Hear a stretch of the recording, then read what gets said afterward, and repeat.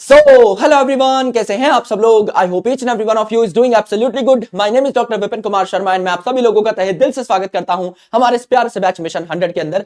तो दोस्तों, आज हम लोग बात करने वाले हैं about the last lecture of biological classification. हम लोग already different schemes of classification को पढ़ चुके हैं। 2 kingdom system, 3 kingdom system, 4 kingdom system, 5 kingdom system, 6 kingdom system को डिटेल में हम लोग देख चुके हैं। उससे पहले हम classification based on the uses of organisms as well as आपका एरिस्टोटल साहब की फर्स्ट साइंटिफिक क्लासिफिकेशन भी देख चुके हैं। देन आफ्टर हमने देखा कि आर.एच. विटेकर साहब ने 1969 में इस दुनिया में जितने भी ऑर्गेनिजम्स पाए जाते हैं उन्हें 5 किंगडम्स में प्लेस कर दिया था। Kingdom Monera, kingdom protista, kingdom fungi, kingdom Plantae and kingdom Animalia. इसमें से किंगडम मोनेरा और प्रोटिस्टा की स्टडी हम लोग डिटेल में कंप्लीट कर चुके हैं। किंगडम फंजाई की जो स्टडी है इसको हम स्टार्ट कर चुके थे लास्ट लेक्चर में, यानी इसका इंट्रोडक्शन हम लोगों ने देख लिया था। एंड देन आफ्टर हम लोग प्लांट और एनिमल किंगडम की ओर बढ़ेंगे इन द नेक्स्ट चैप्टर। यानी आज हम हमारे फंगस वाले टॉपिक को कंसोलिडेट करेंगे। उसके बाद 3 छोटे छोटे सब टॉपिक्स हैं जिनका नाम है वायरस, वायरॉइड एंड प्रायन, उनको हम लोग पढ़ेंगे। यानी 4 सब टॉपिक्स पढ़ने के बाद हमारा ये चैप्टर रैप हो जाएगा। इसके बाद हम लोग अपनी चौथी किंगडम यानी प्लांट किंगडम की ओर बढ़ रहे होंगे, जिसमें पूरा का पूरा एक चैप्टर हमको कवर करना है। एंड देन आफ्टर हम लोग एनिमल किंगडम की ओर बढ़ रहे होंगे, जहां एक पूरा का पूरा चैप्टर हमें कवर करना होगा। एंड कंप्लीट 5 किंगडम्स की डिस्कशन आपकी खत्म हो रही होंगी, जिसके बाद हम स्ट्रक्चरल ऑर्गेनाइजेशन नाम की यूनिट की ओर बढ़ जाएंगे। सो दोस्तों, इट इज वेरी इंपॉर्टेंट कि आप फंगस का ये लेक्चर जो है बहुत प्यार से देखें। सारी चीजें इतनी आसान कर दी गई हैं कि आपको विश्वास ही नहीं होगा कि हमें फंगस एक बार में इतना प्यारे तरीके से याद हो सकता है। आराम आराम से बातों को सुनिएगा, आराम आराम से बातों को क्लास में ही याद कर लीजिएगा। कई सारे क्वेश्चंस हम लोग सॉल्व करने वाले हैं, उनको भी एक बार क्लास में ही देख लीजिएगा। बहुत ज्यादा मजा आ जाएगा आपको, बहुत ज्यादा क्लैरिटी आ जाएगी आपके कॉन्सेप्ट्स में, और वही हमारे लिए आज के दिन में सबसे मुनासिब चीज होगी। मैंने आपको कल फंगस का स्ट्रक्चर समझाया था और स्ट्रक्चर समझाते टाइम मैंने आपको 2 डिफरेंसेस हर कैटेगरी के बारे में बता दिए थे। फॉर एग्जाम्पल, जब मैं आपको कह रहा था कि एक जो फंगस का हाइफे है, अगर इसमें मल्टी न्यूक्लिएटेड कंडीशन है, एक ही आपके कंपार्टमेंट में कई सारे न्यूक्लियस हैं, तो इसे सिनोसिटिक कंडीशन हम कह रहे थे। और यहां पे सेप्टा एब्सेंट है, कोई क्रॉस वॉल नहीं है, तो इसे एसेप्टेट कंडीशन भी कह रहे थे। तो ये एसेप्टेट और सिनोसिटिक कंडीशन कहां पे थी सर? सिर्फ और सिर्फ आपके फाइकोमाइसिटीज में। बाकी जितनी भी फंगस की कैटेगरीज हैं, एस्कोमाइसिटीज, बेसिडियोमाइसिटीज, ड्यूटेरोमाइसिटीज, इनमें ये कंडीशन नहीं है। उनमें आपकी सेप्टेट कंडीशन पाई जाती है, ब्रांच्ड कंडीशन पाई जाती है। सेप्टेट यानी सेप्टा बना दिया मैंने यहां पर, ब्रांच कंडीशन पाई जाती है। एज वेल एज यहां पर आपका न्यूक्लियस भी देखने को मिलता है एक कंपार्टमेंट में एक ही, यानी मल्टी न्यूक्लिएटेड कंडीशन नहीं है, यूनी न्यूक्लिएटेड कंडीशन है, सिनोसिटिक कंडीशन नहीं है, एसिनोसिटिक कंडीशन है। तो ये पाया जाएगा फाइकोमाइसिटीज में और ये एस्को, बेसिडियो एंड ड्यूटेरोमाइसिटीज में। दूसरा मैंने आपको बताया था कि during sexual reproduction in fungus, समझ लीजिए 2 फंगस के हाइफे हैं, ये साथ में मिलना चाह रहे हैं। ये 2 फंगस के हाइफे हैं, ये साथ में मिलना चाह रहे हैं। तो सबसे पहले ये जो मोटाइल या नॉन मोटाइल आपके हाइफे होंगे, ये जब साथ में मिलेंगे तो पहले इनका प्रोटोप्लाज्म फ्यूज होगा, जिसे कहेंगे प्लाज्मोगेमी। फिर इनके न्यूक्लियस फ्यूज होंगे, जिसे कहेंगे कैरियोगेमी। कैरियो माने न्यूक्लियस। तो अब मेरे दोस्त, न्यूक्लियस कई बार झटपट फ्यूज नहीं होते, कई देर तक अलग अलग पड़े हो सकते हैं। समझ लीजिए मेरी उंगलियां जो है ये न्यूक्लियस है, राइट। तो ये जो आपका एक हाइफा है, ये जो हाइफा है इसका प्रोटोप्लाज्म फ्यूज हो गया, न्यूक्लियस अलग अलग पड़े हुए हैं। So this is a haploid nucleus N, this is also haploid nucleus N। तो कई देर तक N+N कंडीशन आपकी पाई जा रही होती है। इसे डाइकैरियोटिक कंडीशन कहते हैं। डाई मतलब 2, कैरियन माने न्यूक्लियस, यानी कई बार 2 न्यूक्लियस कई देर तक अलग अलग पड़े रहते हैं और बाद में फ्यूज करेंगे तो N+N क्या हो जाएगा? 2N। एक ही आपका न्यूक्लियस बन जाएगा जो कि डिप्लॉइड हो जाएगा। 2 छोटे छोटे न्यूक्लियस की फ्यूजन से एक बड़ा न्यूक्लियस तैयार हो जाएगा, डिप्लॉइड वाला। तो डिप्लॉइड न्यूक्लियस बनने से पहले दोनों न्यूक्लियस अलग अलग पड़े रहते हैं काफी लंबे टाइम तक। किनमें? एस्को और बेसिडियोमाइसिटीज में। तो वहां डाइकैरियोटिक स्टेज देखने को मिलती है, बाकी कई जगह जो है, बाकी किसी जगह देखने को नहीं मिलती। ये हम लोगों को समझना था, राइट। तो ये 2 पॉइंट्स मैं आपको पहले ही क्लियर करा चुका था, इसीलिए मैंने सोचा कि इसको पहले मैं एक और बार रिवाइज करा दूं, जिससे आपको 8 पॉइंटर्स, 4 कैटेगरी है फंगस की, सबके बारे में 2-2 पॉइंट पता है, तो 8 पॉइंटर्स आपको पहले ही पता लग जाए। उसके बाद हम लोग आगे की चीजें शुरू कर रहे हैं। तो दोस्तों यहां पर देखिए, फंगस जो है they are classified into 4 classes. इनको 4 अलग अलग कैटेगरीज में तोड़ दिया on the basis of what? Morphology of mycelium, कि इनका माइसीलियम कैसा है या इनका हाइफे कैसा है। सिनोसिटिक है, ए सिनोसिटिक है, सेप्टेट है, ए सेप्टेट है, कैसा है? तो मैंने आपको बताया था फाइकोमाइसिटिस जो है इकलौता इसमें सिनोसिटिक कंडीशन पाई जाएगी, ए सेप्टेट कंडीशन पाई जाएगी, बाकी सब में आपकी सेप्टेट कंडीशन पाई जा रही होगी, ब्रांच्ड कंडीशन पाई जा रही होगी, ए सिनोसिटिक कंडीशन पाई जा रही होगी। तो डिफरेंस है। दूसरा इंपॉर्टेंट चीज फ्रूटिंग बॉडी। अब फ्रूटिंग बॉडी जो है फंगस का एक बहुत ही इंपॉर्टेंट पार्ट है, स्पेशली वाइल सेक्सुअल रिप्रोडक्शन। तो जो फ्रूटिंग बॉडी है इसमें क्या बन रहे होते हैं? स्पोर्स बन रहे होते हैं। तो यहां पर आपका जैसे एस्कोमाइसिटिस की आप बात करें तो आपके एस्कोकार्प बनेंगे। Carp is a word related to fruit. जैसे फ्रूट का जो कवर है इसको क्या कहते हैं? पेरिकार्प कहते हैं, है ना। फ्रूट जब बिना फर्टिलाइजेशन के बन जाता है तो उसे पार्थेनोकार्पी कहते हैं। Carp is a word related to fruit always. तो यहां पर भी फ्रूट नाम आता है, fruiting body. It is not actual fruit, आपको भी पता है, लेकिन फ्रूटिंग बॉडी है तो इसके नाम के एंड में भी कार्प आता है। जैसे एस्कोमाइसिटिस में एस्कोकार्प, बेसिडियोमाइसिटिस में बेसिडियोकार्प। तो मेरे दोस्त यहां पर फ्रूटिंग बॉडी भी अलग अलग टाइप की बनती है। एंड मेरे दोस्त फॉर्मेशन ऑफ स्पोर, स्पोर भी अलग अलग टाइप के बनते हैं। एक्सोजिनस स्पोर भी बन सकते हैं, एंडोजिनस स्पोर भी बन सकते हैं, यानी आपके अंदर भी बन सकते हैं स्पोर एंडोजिनस, बाहर भी बन सकते हैं एक्सोजिनस।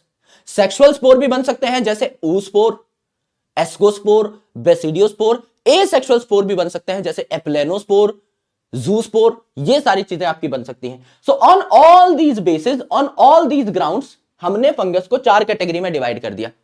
फाइकोमाइसिटिस सबसे पहले, उसके बाद एबीडी यानी आपका एस्कोमाइसिटिस, बेसिडियोमाइसिटिस एंड ड्यूटेरोमाइसिटिस। इनको हम एक सीक्वेंस में ही पढ़ने वाले हैं और बहुत प्यारे तरीके से पढ़ने वाले हैं। तो एक बार मैं आपको अपना टेबल दिखा देता हूं। अब जैसा मैंने आपको बताया 8 पॉइंट तो आपको पहले से क्लियर है। अब 8 पॉइंट पहले से क्लियर हैं तो सबसे पहले उन्हीं पॉइंट को हम लोग देख लेते हैं। मैंने आपको बताया था फाइकोमाइसिटीज में ही सिर्फ सिनोसिटिक कंडीशन पाई जाएगी, ए सेप्टेट कंडीशन पाई जाएगी, बाकी सब में ब्रांच्ड और सेप्टेट कंडीशन। सेप्टा प्रेजेंट है तो मल्टी न्यूक्लिएटेड कंडीशन नहीं होगी, ए सिनोसिटिक कंडीशन होगी। Branch septate, branch septate, branch septate. क्या यह बात आपको पता लगी? बिल्कुल सर, ये पहले से पता थी। दूसरी इंपॉर्टेंट चीज, डाइकैरियोफेज यानी 2 न्यूक्लियस जब पाए जाएंगे आपके अलग अलग n+n, तो ये बात सिर्फ और सिर्फ एस्को और बेसिडियोमाइसिटीज में पाई जा रही थी, फाइकोमाइसिटीज में एंड ड्यूटेरोमाइसिटीज में नहीं पाई जा रही थी। तो डाइकैरियन या डाइकैरियोटिक स्टेज या डाइकैरियोफेज कहां मिलेगा? एस्कोमाइसिटीज एंड बेसिडियोमाइसिटीज में मिलेगा, और कहीं नहीं मिलेगा। तो ये 8 पॉइंट तो गुरुजी हमको पहले से क्लियर थे। अब गुरुजी हमारी एक खराब आदत है खोपड़ी पर तेल लगा के नाम में घुस जाने की। तो अगर मैं नामों से भी कुछ निकाल लूं तो मेरा काम और आसान हो जाएगा।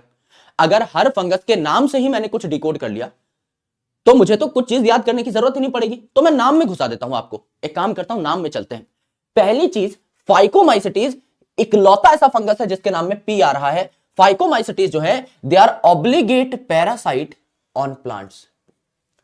ऑब्लिगेट पैरासाइट ऑन प्लांट, यानी कि प्लांट पे पैरासाइट हो सकते हैं। ऑब्लिगेट यानी कंपलसरी पैरासाइट हो सकते हैं, यानी पैरासिटिक हो सकते हैं, प्लांट पे जानलेवा हमला कर सकते हैं, उनमें बीमारियां फैला सकते हैं। इस लेवल के ये आपके क्या होंगे? फंगस होंगे। P for phycomycetes, P for parasites on P for plants. तो ये पैरासिटिक होंगे, ये बात हो गई। दूसरा, एक्वेटिक होंगे, ज्यादातर पानी में पाए जाएंगे। P for phycomycetes, P for पानी में पाए जाएंगे, ज्यादातर पानी में पाए जाएंगे। इसके अलावा मेरे भाई डिकेइंग वुड पे भी पाए जा सकते हैं। फंगस है भैया, डेड एंड डिकेइंग मैटर पे मिलेगा। एंड फंगस है तो वार्म और ह्यूमिड प्लेस अगर इसको मिल जाए, वार्म और मॉइस्ट प्लेस मिल जाए। ह्यूमिड का मतलब जहां पानी ज्यादा होता है, तो भैया एक ही बात हो गई, मॉइस्ट कह लो, ह्यूमिड कह लो, डैम्प कह लो, तो वहां पे ये देखने को मिल सकते हैं। अर्थात नाम से ही हमने कई पॉइंट डिकोड कर दिया। पी फॉर फाइकोमाइसिटीज, ये पी फॉर पैरासाइट होगा प्लांट्स पे। ये पी फॉर पानी में पाया जाएगा यानी एक्वेटिक होगा। वार्म और मॉइस्ट कंडीशन पे हर फंगस ही ज्यादा ग्रो करता है, डिकेइंग मैटर पे भी हर फंगस ही ग्रो करता है। तो ये तो 2 पॉइंट कॉमन हो गए हर फंगस के लिए। किसी के लिए भी लिख सकते हो कि वो डेड एंड डिकेइंग मैटर पे ग्रो करेगा, एंड मेरे दोस्त आपका वार्म और ह्यूमिड कंडीशन मिलेंगी तो ज्यादा बेहतर ग्रो कर पाएगा। तो 2 पॉइंट जो इसके लिए स्पेसिफिक थे, स्पेशल थे, वो पी से स्टार्ट हो रहे थे। पहला, ज्यादातर पानी में मिलेंगे, एक्वेटिक होंगे, और दूसरा ऑब्लिगेट पैरासाइट होंगे प्लांट्स पे। पैरासाइट होंगे, पी फॉर फाइकोमाइसिटीज से याद कर ले, ये बात हमें ध्यान रखनी है। दूसरा, एस्कोमाइसिटीज की शक्ल देखिए, मैंने 3 अल्फाबेट्स को हाईलाइट किया हुआ है, ASC।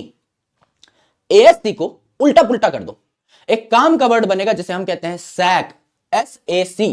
तो ये जो आपका एस्कोमाइसिटीज है इसे प्यार से सैक फंगस भी कहा जाता है, ठीक है। और सैक से एक और शब्द आता है सैकेरोमाइसिस, यानी जिसको हम ईस्ट कहते हैं, बेकर्स ईस्ट या ब्रिवर्स ईस्ट, जो कि आपका बेकरी में ब्रेड बनाने का काम करता है एंड ब्रिवरी इंडस्ट्री में यानी कि अल्कोहल इंडस्ट्री में शराब बनाने का काम कर रहा होता है। तो ये जो सैकेरोमाइसिस है ये भी आपका एस्कोमाइसिटिस का ही एग्जांपल है। तो एस्कोमाइसिटिस के शुरू के 3 अल्फाबेट घुमाए तो सैक शब्द आया, यानी इन्हें सैक फंगस कहा जाता है। दूसरा, उस शब्द से सैक से ही हमने सैकेरोमाइसिस निकाला, यानी सैकेरोमाइसिस ईस्ट भी जो है एस्कोमाइसिटिस का ही मेंबर हो जाएगा। अब नाम है सैक फंगस, तो दिमाग में एक सैक इमेजिन करो जिसमें गोबर भरा हुआ है, ठीक है। तो ये एक सैक है यानी बोरा है जिसके अंदर गोबर भरा हुआ है, यानी ये जो एस्कोमाइसिटिस होते हैं कॉप्रोफाइल्स होते हैं, यानी गोबर लविंग होते हैं, इनको गोबर में ग्रो करना पसंद है। ये डिकेइंग गोबर पे ग्रो करते हैं, और डिकेइंग गोबर पे ग्रो कर रहे हैं तो वहां पे जितना भी थोड़ा बहुत ऑर्गेनिक मैटर होगा, एक गाय ने एक भैंस ने जो भी खाना खाया उसमें से कुछ खाना जो है अनडाइजेस्टेड वेस्ट जो है वो गोबर के थ्रू बाहर आ जाएगा। वो जो अनडाइजेस्टेड वेस्ट है उसको ये डाइजेस्ट करते हैं, यानी उस ऑर्गेनिक मैटर पे ये फीड कर रहे होते हैं। तो ये हल्की फुल्की डिकम्पोजिशन भी कर सकते हैं इस गोबर की, क्योंकि गोबर में बैठ के और कुछ थोड़ी कर रहे हैं मेरे भाई, भंगड़ा थोड़ी करेंगे, जाहिर सी बात है। वहां पर जो है आपका थोड़ा बहुत डिकम्पोजिशन करेंगे, अपने लिए एनर्जी जुटा रहे होंगे, ये इन्होंने किया। That's why they are saprophytic, गोबर वगैरह पे ग्रो कर सकते हैं, सेप्रोफाइट हो सकते हैं, पैरासिटिक भी हो सकते हैं, just like all other fungus, थोड़े बहुत पैरासाइट भी हो सकते हैं। और वही वार्म और ह्यूमिड प्लेस पे ज्यादा ग्रो कर पाएंगे। कोई भी दुनिया का फंगस होगा तो वो आपका सेप्रोफिटिक पैरासिटिक हो सकता है, वार्म ह्यूमिड प्लेस पे ग्रो कर सकता है। कोई थोड़े ज्यादा सेप्रोफिटिक होंगे, कोई थोड़े ज्यादा पैरासिटिक होंगे, पर नेचर तो ऑलमोस्ट आपका सेम ही रहता है, तभी इन्हें सेम कैटेगरी में रखा गया। जैसे वार्म और ह्यूमिड प्लेस में किसी भी फंगस में लिख दो, किसी भी कैटेगरी में लिख दो कि वार्म और ह्यूमिड प्लेस पे ज्यादा ग्रो करता है, करेगा ही करेगा। किसी भी जगह लिख दो कि अपना खाना खुद नहीं बना सकते, हेट्रोट्रॉफ होते हैं, या तो सेप्रोफिटिक होंगे या पैरासिटिक होंगे, बिल्कुल सही बात है।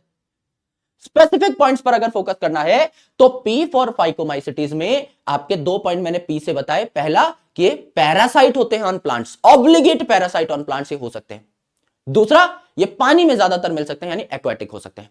यहां मैंने एस्कोमाइसिटीज में नाम से चीजें जो डिकोड करी वो क्या थी, एस्कोमाइसिटीज के शुरू के 3 अल्फाबेट लेके मैंने घुमा दिए तो बन गया सैक, तो इन्हें सैक फंगस कहा। सैक से ही शब्द आया सैकेरोमाइसिस, यानी ईस्ट भी इसी का मेंबर है एस्कोमाइसिटीज का। फिर मैंने दिमाग में एक सैक इमेजिन किया जिसके अंदर गोबर भरा हुआ है, यानी कि ये गोबर लविंग है, कॉप्रोफिलस है, और गोबर पे ग्रो करेंगे तो क्या कर रहे होंगे, गोबर को डीकंपोज कर रहे होंगे। ये इनके स्पेसिफिक पॉइंट है अगर कोई पूछ ले एस्कोमाइसिटीज के बारे में तब। तीसरी इंपॉर्टेंट चीज है बेसिडियोमाइसिटीज। अब बी फॉर बेसिडियोमाइसिटीज में आते हैं, B for bracket fungus, puff balls and mushroom. जो सबसे कॉमन है अगैरिकस है, जिसको हम खाते हैं, मशरूम की जो है घर पे सब्जी बनती है, जो मैंने आपको बताया था, इज नॉट टिपिकली अ सब्जी, इट इज अ फफूंदी। मम्मी जब बोले कि सब्जी बनी है मशरूम की तो उनकी बात को काट दें और उसके बाद 4 झापड़ जरूर खाएं, क्योंकि मम्मी को जब आप बताएंगे कि ये सब्जी नहीं मम्मी फफूंदी है, आपने तो मुझे फफूंदी खिला दी, तो मम्मी तुम्हारी मार मार के शक्ल भी फफूंदी जैसी कर देगी। तो ग्रो ऑन सॉइल। अब सबसे सिंपल जो है मशरूम का ही एग्जांपल ले लो, मिट्टी पे भी ग्रो कर सकते हैं, ग्राउंड पे भी ग्रो कर सकते हैं, किसी पेड़ के तने पे भी ग्रो कर सकते हैं, किसी गीले लकड़ी के फट्टे पे भी ग्रो कर सकते हैं। तो सॉइल यानी मिट्टी में भी ग्रो कर सकते हैं, वुड लॉग पे भी ग्रो कर सकते हैं, पेड़ के स्टंप पे भी ग्रो कर सकते हैं, अलग अलग जगह ग्राउंड वगैरह में भी ग्रो कर सकते हैं। एंड सबसे अच्छी बात कि मशरूम की खेती कैसे होती है, फ्रेगमेंटेशन से। मशरूम है उसके टुकड़े किए और जहां भी आपको उगाना है वहां डाल दिए, ऑटोमेटिकली आपके मशरूम उग जाएंगे। तो यहां क्या है कि वेजिटेटिव रिप्रोडक्शन बहुत ज्यादा कॉमन होती है, फ्रेगमेंटेशन इतना कॉमन है कि असेक्सुअल स्पोर्स की इन्हें जरूरत ही नहीं पड़ती। तो they can reproduce by fragmentation rapidly. Fragmentation इतना ज्यादा खतरनाक होता है मेरे भाई कि असेक्सुअल स्पोर बनाने में कौन ही अपना टाइम वेस्ट करे। सबसे ज्यादा बड़ा हथियार तो इनके पास है ही, दैट इज वेजिटेटिव रिप्रोडक्शन। तो इनमें फ्रेगमेंटेशन इतनी ज्यादा होती है कि किसी असेक्सुअल मोड की इनको जरूरत नहीं पड़ती, किसी असेक्सुअल स्पोर की इनको जरूरत नहीं पड़ती। तो यहां बेसिडियोमाइसिटीज में कोई असेक्सुअल स्पोर यूजुअली नहीं पाया जाता, नाम से डिकोड कर लिया। यानी बेसिडियोमाइसिटीज में मशरूम, पफ बॉल्स, ये सारी चीजें आपको देखने को मिलेंगी, ब्रैकेट फंगस, ये सारी चीजें आपको देखने को मिलेंगी। ये लकड़ी के फट्टे पे है ना, पेड़ के तने पे, आपके मिट्टी में, ग्राउंड में यहां पर उग सकते हैं। और मशरूम की खेती फ्रेगमेंटेशन से होती है। फ्रेगमेंटेशन इतना खतरनाक करेंगे कि असेक्सुअल स्पोर की जरूरत नहीं पड़ेगी। This is very important point, यहां से हो सकता है डायरेक्टली आपसे सवाल पूछ ले। करेक्ट। ड्यूटेरोमाइसिटीज में 2 अल्फाबेट अलग से मार्क कर रखे हैं, दैट इज डीई। डीई से साउंड आता है डीकंपोजिशन का। इनसे ज्यादा बड़ा कोई डीकंपोजर है ही नहीं। अगर कोई पूछ ले इन चारों फंगस में से सबसे ज्यादा डीकंपोजिशन कौन करता है, तो वो आपका ड्यूटेरोमाइसिटीज करते हैं। तो कुछ आपके सेप्रोफिटिक पैरासिटिक होते हैं, है ना, हर प्रकार के फंगस हो सकते हैं, लेकिन ज्यादातर जो है वो यहां डिकम्पोजर होंगे, ऑर्गेनिक मैटर को इनऑर्गेनिक मैटर में यानी मिनरल्स में कन्वर्ट कर रहे होंगे, जो सॉइल में चले जाएंगे। अब इन सॉइल में घुसे हुए मिनरल्स को या न्यूट्रिएंट्स को कोई नया प्लांट आएगा तो मिट्टी से उठा सकता है और इनकी साइकिलिंग कर सकता है। यानी डीई से एक ही शब्द मैंने पकड़ा, डिकम्पोजिशन, जिसका मतलब मुझे पता है कि इसमें भैया ऑर्गेनिक मैटर इनऑर्गेनिक मैटर में कन्वर्ट हो रहा होता है। एज सिंपल एज दैट, कुछ और करने की जरूरत ही नहीं पड़ी। करेक्ट है गुरुजी, ये बात भी मेरे को समझ में आ गई। यानी हमने 2 पॉइंट तो वो पढ़े जो हमने पहले देख लिए थे, और मेरे भाई 1 पॉइंट हमने इनके नाम से निकाला, कंप्लीटली नाम से निकाला। तो अभी तक हमने कोई नई बात नहीं की है, सिर्फ लॉजिक पे चले हम लोग, और आप मानोगे नहीं कितने सारे पॉइंट आपके क्लियर हो चुके हैं। अब हम लोगों को क्या करना है, अब हम लोगों को सिर्फ और सिर्फ रिप्रोडक्शन देखनी है, ओनली रिप्रोडक्शन, नथिंग एल्स। इतना तगड़ा काम हो चुका है कि ज्यादातर चीजें आपकी खत्म ही हो गई, सिर्फ फंगस का रिप्रोडक्शन बचा है, इसके बाद फंगस कंप्लीटली ओवर। तो रिप्रोडक्शन में अगर आप देखें तो 3 प्रकार की रिप्रोडक्शन थी। पहला वेजिटेटिव, जहां कोई स्पेशलाइज्ड स्ट्रक्चर नहीं बन रहा था। दूसरा असेक्सुअल, जहां कुछ असेक्सुअल स्पोर्स बन रहे थे। तीसरा सेक्सुअल, जहां पर आपका प्लाज्मोगेमी, कैरियोगेमी एंड मियोसिस हो रही थी। तो अगर आप वेजिटेटिव की बात करें तो फ्रेगमेंटेशन तो हर जगह हो सकती है, तो फ्रेगमेंटेशन लिख सकते हो। बस मेरे भाई ये जो आपका एस्कोमाइसिटीज है, इसमें आपका ईस्ट पाया जाता है, तो बडिंग और फिजन जो है आपके यहां पर ईस्ट में हो जाएगी। यूनिसेलुलर ऑर्गेनिज्म फिजन भी दिखा सकते हैं, तो यहां आपका थोड़ा सा अलग से एक नाम ऐड हो जाएगा क्योंकि यहां यूनिसेलुलर फंगस है। अदरवाइज फ्रेगमेंटेशन आपकी सब में हो जाएगी, तो वेजिटेटिव याद करने की जरूरत नहीं है। दूसरा आता है असेक्सुअल। असेक्सुअल में यहां 2 स्पोर्स आए। इन फाइकोमाइसिटीज देयर वर 2 स्पोर्स। जू स्पोर, जू के नाम से ही पता लग रहा है एनिमल लाइक, तो ये आपका मोटाइल होगा, इस पे फ्लैजेला पाए जाएंगे। और ए फॉर एप्लेनोस्पोर, ये हो जाएगा आपका नॉन मोटाइल, ये आपका मूव नहीं कर सकता, मूवमेंट नहीं कर सकता, यानी यहां फ्लैजेला एब्सेंट है। ये 2 आपके स्पोर हैं, जू स्पोर और एप्लेनोस्पोर। इनके बारे में थोड़ी और बातें बताऊंगा। यहां अगर मैं बात करूं एस्कोमाइसिटीज की, तो एस्कोमाइसिटीज में मिलते हैं कोनिडिया, जिन्हें प्यार से कोनिडियोस्पोर भी कहते हैं। नाम में ही पूरा ये जो वर्ड है कोनिडिया, ये एज इट इज रिपीट हो रहा है। अब असेक्सुअल स्पोर्स यहां पर एब्सेंट है आपके बेसिडियोमाइसिटीज में, क्योंकि मैंने बताया था मेन जो काम है आपका फ्रेगमेंटेशन से ही हो जाएगा, तो असेक्सुअल स्पोर यहां एब्सेंट है। ये बात हमें पहले से पता लग गई थी, तो कोई टेंशन वाली बात है नहीं। चौथा आपका यहां पर असेक्सुअल स्पोर जो है they are only conidia, only conidia. This is very very important, this is very very important. क्यों गुरुजी, इतनी इंपॉर्टेंट क्या बात है इसमें, आराम से सुनिएगा। यहां जू स्पोर भी है, एप्लेनोस्पोर भी है, करेक्ट। सेक्सुअल रिप्रोडक्शन होगी, सेक्सुअल स्पोर भी बनेगा, करेक्ट। अलग अलग टाइप के स्पोर, 3 तो मैं ही गिना दूं, जू स्पोर गिना दिया, एप्लेनोस्पोर गिना दिया। जब सेक्सुअल रिप्रोडक्शन होगी तो जाइगोस्पोर बनेगा। तो अलग अलग स्पोर हैं, 3 तो मैंने गिना दिए। यहां भी आपका कोनिडियोस्पोर है, एस्कोमाइसिटीज में एस्कोस्पोर भी होगा, यहां भी अलग टाइप के हैं। भाई ये जो बेसिडियोमाइसिटीज है, यहां भी आपके बेसिडियोस्पोर पाए जाएंगे, है ना। और मेरे भाई सेक्सुअल स्पोर है, असेक्सुअल स्पोर यहां एब्सेंट है। This is the only one जहां एक ही प्रकार का असेक्सुअल स्पोर होता है, दैट इज कोनिडिया। कोई सेक्सुअल स्पोर यहां नहीं बनता। ड्यूटेरोमाइसिटीज जो है, इनको प्यार से कहते हैं हम फंगस इम्परफेक्टस, यानी ये इम्परफेक्ट फंगस है, इनमें सेक्सुअल रिप्रोडक्शन पाई ही नहीं जाती। They can not reproduce sexually. तो अगर सेक्सुअली रिप्रोड्यूस नहीं कर सकते तो सेक्सुअल स्पोर तो कोई है नहीं, तो सारा का सारा जिम्मा किस पे आ गया, असेक्सुअल स्पोर पे। और असेक्सुअल स्पोर भी सिर्फ एक टाइप का है, दैट इज कोनिडिया। यानी अगर मैं आपसे 2 सवाल पूछूं तो दोनों सवालों का जवाब अलग अलग हो जाएगा। अगर मैं आपसे पूछूं कोनिडिया कहां कहां पाया गया, तो आप कहेंगे सर ड्यूटेरोमाइसिटीज में भी पाया गया, एस्कोमाइसिटीज में भी पाया गया, करेक्ट। मैं अगर पूछूं एक ऐसी मुझे क्लास बता दो फंगस की जहां सिर्फ कोनिडिया ही माई बाप है और कोई स्पोर है ही नहीं, तो भैया यहां पे कोनिडिया के अलावा एस्कोस्पोर भी था, यहां पे सिर्फ कोनिडिया ही है सब कुछ। तो only conidia is found in deuteromycetes, ये आपने देखा, करेक्ट। अब अलग अलग टाइप के स्पोर है, जैसे कि जाइगोस्पोर, एप्लेनोस्पोर, जूस्पोर, ये यहां पाए जाएंगे। एस्कोस्पोर, कोनिडियोस्पोर यहां पाए जाएंगे। बेसिडियोस्पोर है, कोनिडिया है। इनके नामों में कुछ इंफॉर्मेशन छुपी हुई है जिसको मैंने डिकोड किया है, आराम से देखिएगा वो इंफॉर्मेशन क्या है। वो इंफॉर्मेशन ये है मेरे भाई, ये इस बात को नोट कर लीजिएगा, वो इंफॉर्मेशन क्या है। बहुत प्यारी इंफॉर्मेशन देने वाला हूं मैं आपको। मैं कह रहा हूं मेरे बंधु मेरे दोस्त, वो स्पोर जिनका नाम ए या जेड से स्टार्ट होता है, ए टू जेड, जैसे एप्लेनोस्पोर, एस्कोस्पोर, जूस्पोर, जाइगोस्पोर, ये आपके एंडोस्पोर्स हैं, ये अंदर बनेंगे। ये अगर आपका स्पोरेंजिया है, ऐसा थैला जिसमें स्पोर बनते हैं, स्पोरेंजिया है, तो इसके अंदर पाए जाएंगे।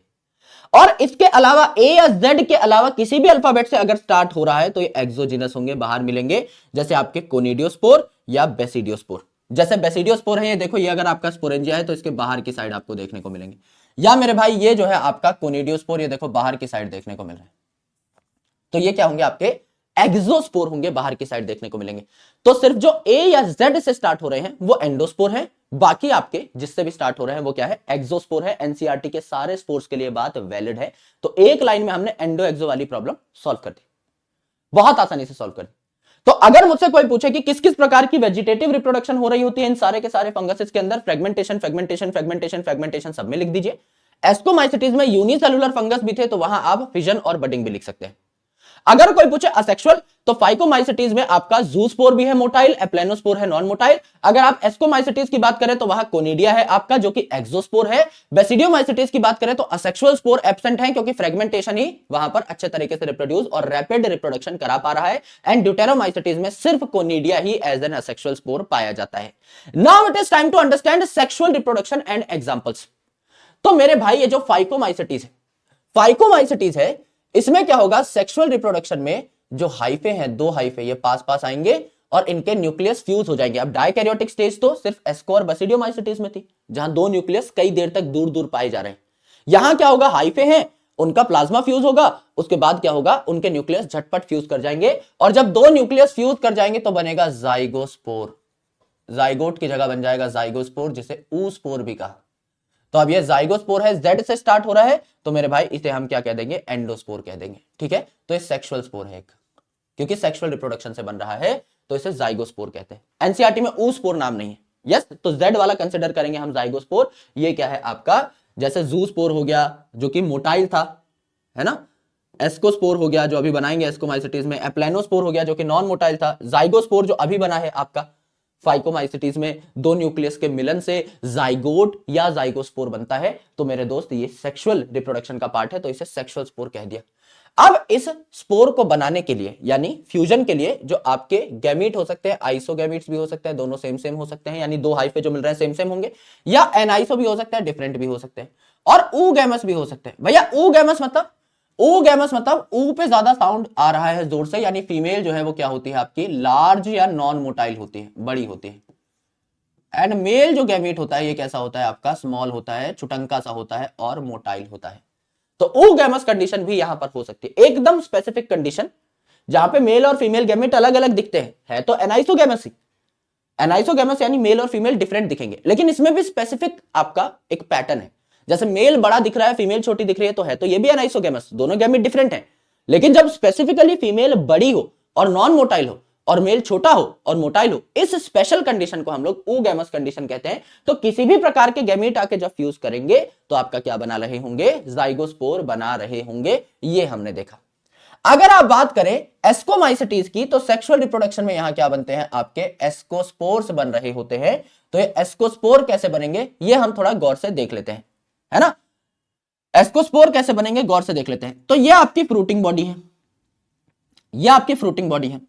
क्या हुआ, आपके पास दो हाइफे थे, आपके पास दो हाइफे थे, ठीक है, हैप्लॉइड हाइफा दोनों पास पास आए, इनका प्लाज्मा फ्यूज कर गया और उसके बाद इनके न्यूक्लियस भी फ्यूज कर गए, तो अंदर डिप्लॉइड न्यूक्लियस बना है, डिप्लॉइड सेल तैयार हो गया। अब ये डिप्लॉइड सेल डिवाइड करेगा खुद जैसे और डिप्लॉइड सेल्स बनाएगा, कई सारे डिप्लॉइड सेल्स बनाएगा, तो आपकी फ्रूटिंग बॉडी तैयार हो जाएगी। डिप्लॉइड सेल्स डिवाइड कर करके गोल मटोल स्ट्रक्चर बना लेंगे, जैसे हमने कहा फ्रूटिंग बॉडी। तो ये फ्रूटिंग बॉडी, फ्रूट में कार्प वर्ड आता है तो इसे बोला एस्कोकार्प। एस्कोमाइसिटीज की fruiting body, that is fruit से रिलेटेड शब्द है कार्प। इस फ्रूटिंग बॉडी में कई सारे गोल मटोल थैले आ गए, जिसको कह दिया हमने स्पोरेंजिया, तो इसे कह दिया एस्कस यानी स्पोरेंजिया। एस्कोमाइसिटीज का स्पोरेंजिया एस्कस इसे कह दिया।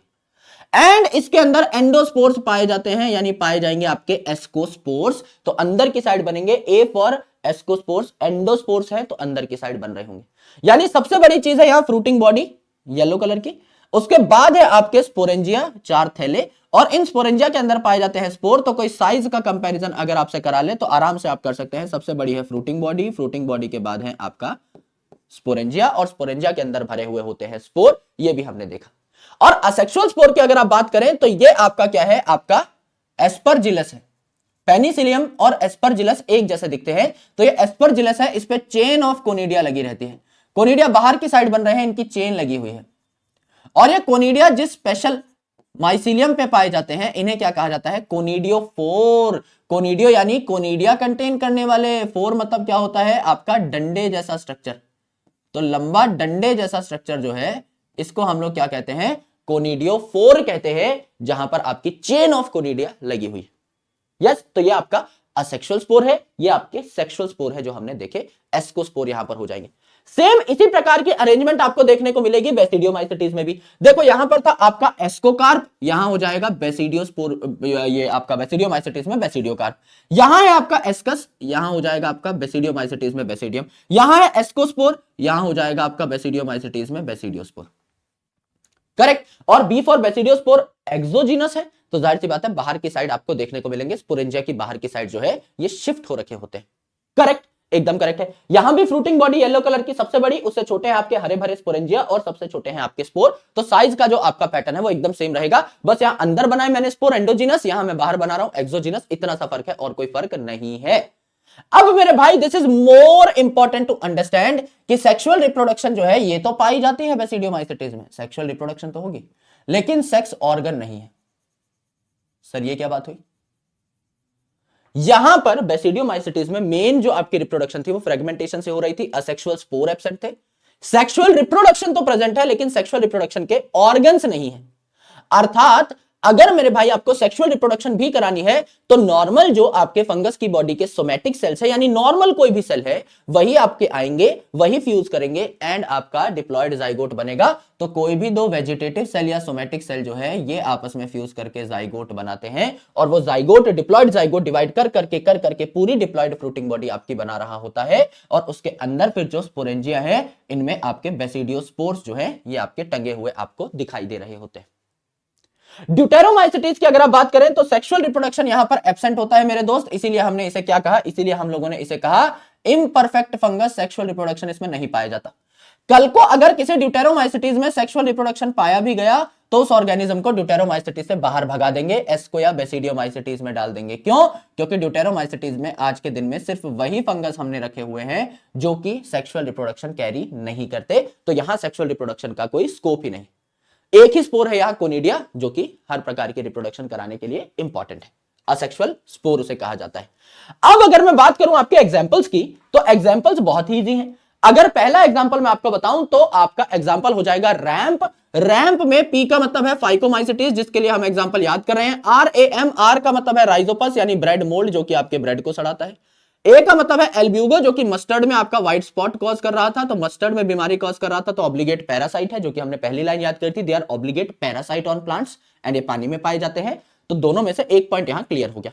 एम का मतलब है म्यूकर, ये आपका तीसरा एग्जांपल है। तो RAMP रैंप, पी का मतलब फाइकोमाइसेटीज, RAM का मतलब है राइजोपस यानी ब्रेड मोल्ड, ए का मतलब एल्ब्यूगो जो कि पैरासाइट है ऑन मस्टर्ड, एंड आपका तीसरा जो है एम, इसका मतलब हो जाएगा म्यूकर। यहां अगर आप देखें एस्कोमाइसेटीज में तो एग्जांपल हो जाएगा नासा, नासा NACA वाला नसा। ए का मतलब है एस्कोमाइसेटीज के लिए ट्रिक बनाई है। NAC का मतलब है न्यूरोस्पोरा, एन का मतलब न्यूरोस्पोरा जिसे ड्रोसोफिला ऑफ प्लांट किंगडम कहा जाता है, क्योंकि पहले सारे जो फंगस थे ये प्लांट में ही रखे गए थे according to 2 kingdom system. Mycoplasma भी पहले प्लांट किंगडम का ही मेंबर था, इसीलिए उसे आज भी कहते हैं जोकर ऑफ प्लांट किंगडम। वो प्लांट किंगडम से बाहर आ गया है लेकिन नाम उसका सेम ही रहा। यहां पर भी ये जो न्यूरोस्पोरा इसे कहा ड्रोसोफिला ऑफ प्लांट किंगडम, जबकि ये प्लांट किंगडम से बाहर आ चुका है। ड्रोसोफिला आप जेनेटिक्स में पढ़ेंगे, खूब इस्तेमाल किया था इसको मॉर्गन साहब ने, खूब एक्सपेरिमेंट्स में, बायोकेमिस्ट्री और जेनेटिक्स के एक्सपेरिमेंट्स में खूब इस्तेमाल होता है ड्रोसोफिला। उसी प्रकार से अगर आपको प्लांट रिलेटेड कोई एक्सपेरिमेंट करना है तो आप न्यूरोस्पोरा को इस्तेमाल करते हैं। तो एन फॉर न्यूरोस्पोरा, ए का मतलब है एस्परजिलस जो हमने यहां पर बनाया हुआ है, एंड मेरे भाई सी का मतलब है क्लेविसेप्स जिससे अल्कलॉइड या LSD भी मिलते हैं, लाइसर्जिक एसिड डाइइथाइलामाइड मिलता है, यानी कि आपके यहां पर नशीले पदार्थ मिलते हैं, इसीलिए नाम है नासा। और यहां पर आपका जो पदार्थ मिलता है ये भी क्या है? नशीला है, नशा वाला पदार्थ है। दोनों चीजें याद हो जाती हैं। किससे मिलते हैं? आपके अल्कलॉइड्स और LSD क्लेविसेप्स से मिलते हैं। इसके अलावा भैया ईस्ट भी यही था, सेक्रोमाइसिस भी तभी से सैक फंगस का था, पेनिसिलियम भी यही था क्योंकि एस्परजिलस का भाई है, जिससे आपको पहली एंटीबायोटिक देखने को मिली थी पूरी दुनिया की। एंड मॉरल एंड ट्रफल्स भी यहीं पर मिलते हैं जो कि आपके क्या होते हैं? एडिबल होते हैं। मॉरल एंड ट्रफल क्या होते हैं? आपके एडिबल होते हैं, इनको आप खा सकते हो। तो एस्कोमाइसिटीज में दो ऐसी चीजें हैं जो कि आप खा भी सकते हो अलग से, एडिबल डेलिकेसीज इनको कहा जाता है। डेलिकेसीज डिलीशियस होते हैं, खाए जा सकते हैं, तो आपका मॉरल एंड ट्रफल भी। तो other than NASA, Neurospora, Aspergillus, Claviceps के अलावा ईस्ट, पेनिसिलियम, मॉरल, ट्रफल ये यहां पाए जाएंगे। सारे एग्जांपल एक साथ कंसोलिडेट कर दिए। बेसिडियोमाइसिटीज के एग्जांपल है आज मैं उससे परेशान रहा, आज मैं, आज दैट इज एजी का साउंड आ रहा है, अगेरिकस मतलब मैं यानी मशरूम, उससे, उसमें उस्टिलागो का साउंड आ रहा है, से यानी स्मट, परेशान दैट इज पक्सिनिया ग्रामिनिस ट्रिटिकी जो कि व्हीट में ब्लैक रस्ट कॉज करता है, तो ये हो जाएगा रस्ट। तो स्मट और रस्ट यहां आपको देखने को मिले। आज मैं उससे परेशान रहा, तीन एग्जांपल सीधे सीधे यहां आ गए।